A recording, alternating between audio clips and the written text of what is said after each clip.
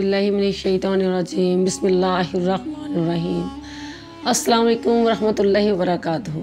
मेरा आज का वजीफ़ा उन बहनों के लिए है जो चाहती हैं कि उनके शौहर हलाल कमाई से रिज़्क़ कमा कर घर लेकर आएँ। रिज़्क़ की तंगदस्ती है, सर पर कर्ज़ है, बहुत परेशानी है या फिर हाजत पूरी नहीं होगी हो रही तो अल्लाह ताला का इसम मुबारक इतना बरकत वाला, इतना अज़मत वाला लेकर आई हूँ। इंशाअल्लाह इस नाम के सदक़े से, इस नाम के वसीले से अल्लाह से मांगिए, अल्लाह आपको ज़रूर अता करेगा।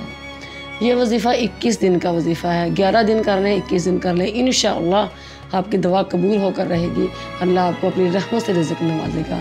ये ऐसा बरकत वाला इसम मुबारक है कि खाना काबा के बैतुल्लाह शरीफ के ग़िलाफ़ के ऊपर भी लिखा हुआ है या हन्नानु या मन्नान।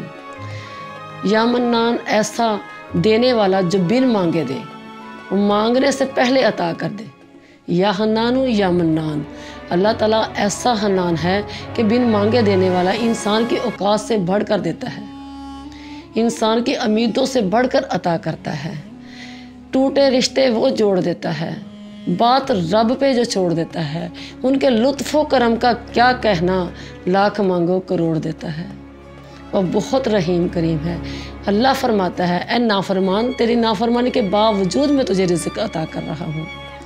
तुम्हारी बेवफाई पे वो इतना प्यार करते हैं। अगर हम बावफा होते तो क्या होता, दिल तो क्या वो रूहों में उतर जाते।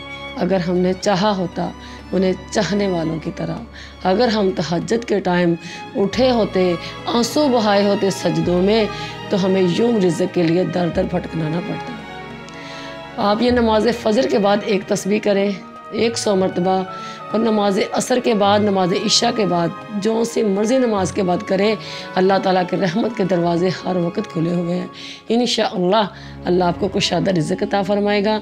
मेरी दुआ है कि अल्लाह आपको हर वो चीज़ बेहतर से बेहतर करके अता करे जिसकी आप मुंतज़िर हैं। आमीन।